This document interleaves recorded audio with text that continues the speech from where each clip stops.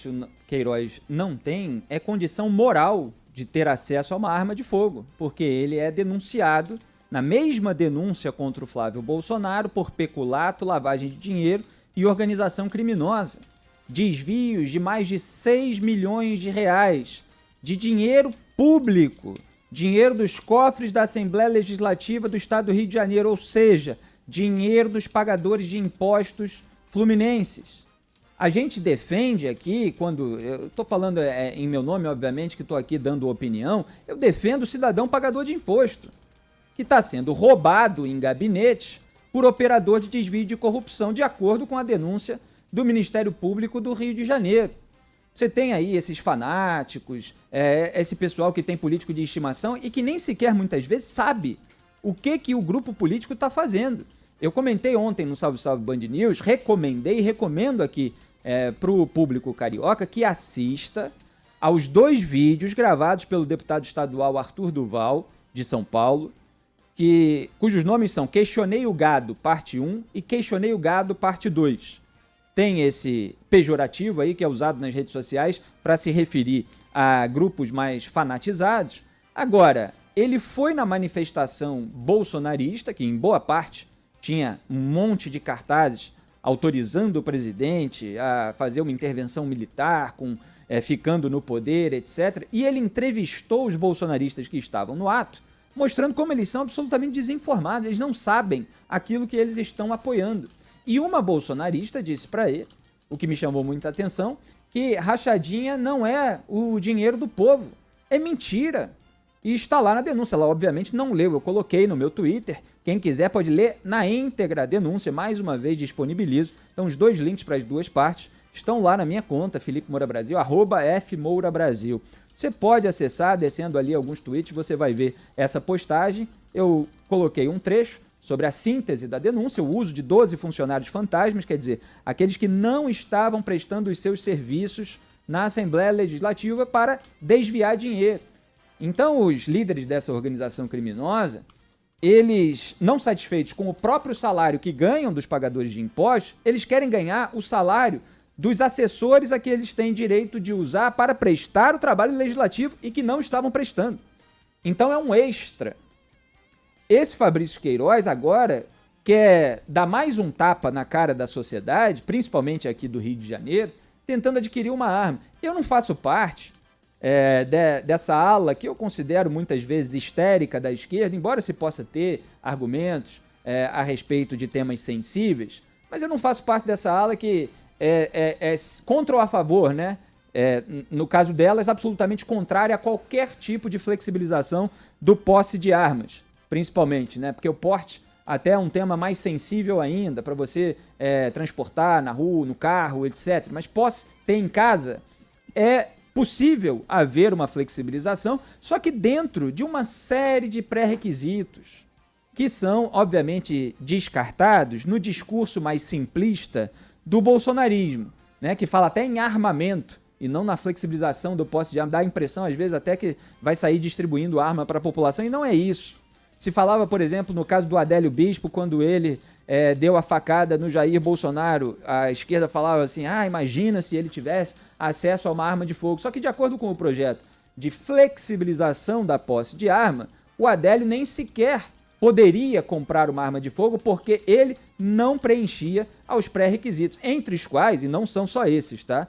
Havia necessidade ali de renda fixa, de emprego fixo, de local de residência e trabalho especificado, etc. Um monte de coisa que o Adélio não tinha. Então é preciso tratar o tema de acordo com aquilo que ele é. Né? Houve até, inclusive, decreto de Jair Bolsonaro, aí o pessoal divide sempre esses debates sensíveis entre sim e não, contra e a favor. E a gente precisa sair desse maniqueísmo, desse binarismo. Então, assim, eu, por mim, respeitando uma série de pré-requisitos, e aí precisa debater um por um, é possível ter uma flexibilização até certo ponto. Agora, está lá no decreto do Jair Bolsonaro 2 dezenas de itens que precisam ser analisados caso a caso. A sua necessidade, por quê, para quê, quais são as possíveis consequências, que uso que facções criminosas armadas podem fazer dessa lei para aumentar o seu arsenal, como minimizar essa possibilidade. Então as coisas têm que ser discutidas racionalmente, com pragmatismo. Senão você entra, né, nesse mundo binário em que, olha, aqui tem a patotinha que defende tudo a favor, aqui tem a patotinha que é contra tudo isso. E não se chega a diálogo, a consenso nenhum que possa melhorar a vida das pessoas em termos até de legítima defesa. Agora, voltando, Fabrício Queiroz, um denunciado por peculato, quer dizer, aquele que foi apontado pelo Ministério Público como um criminoso, ele vai ter acesso à arma?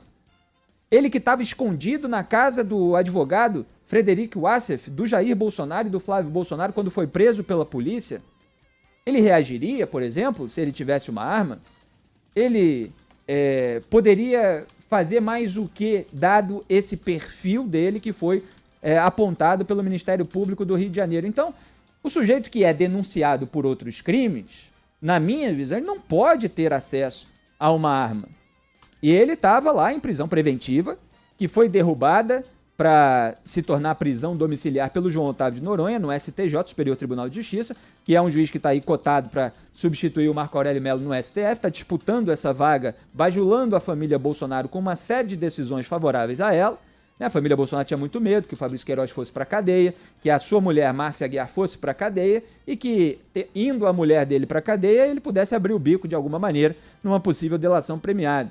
Mas o João Otávio de Noronha deu até a fuga premiada para a Márcia Aguiar. Ela estava foragida, porque devia estar na cadeia, reclusa, e mesmo assim ele concedeu prisão domiciliar. Ela nem precisou explicar para onde fugiu, com quem.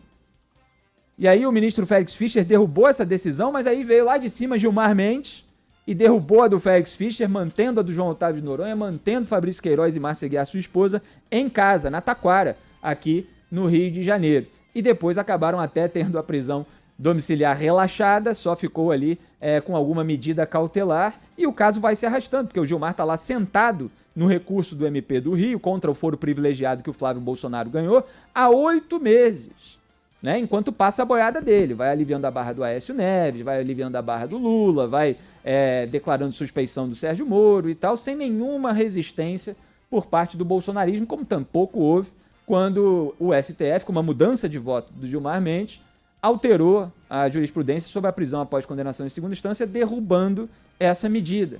Então você tem essa frente ampla pela impunidade que une petistas, velhos tucanos, centrão e os bolsonaristas, dado o telhado de vidro da família Bolsonaro em razão desse peculato de gabinete. Fabrício Queiroz, é claro que não pode ter acesso à arma.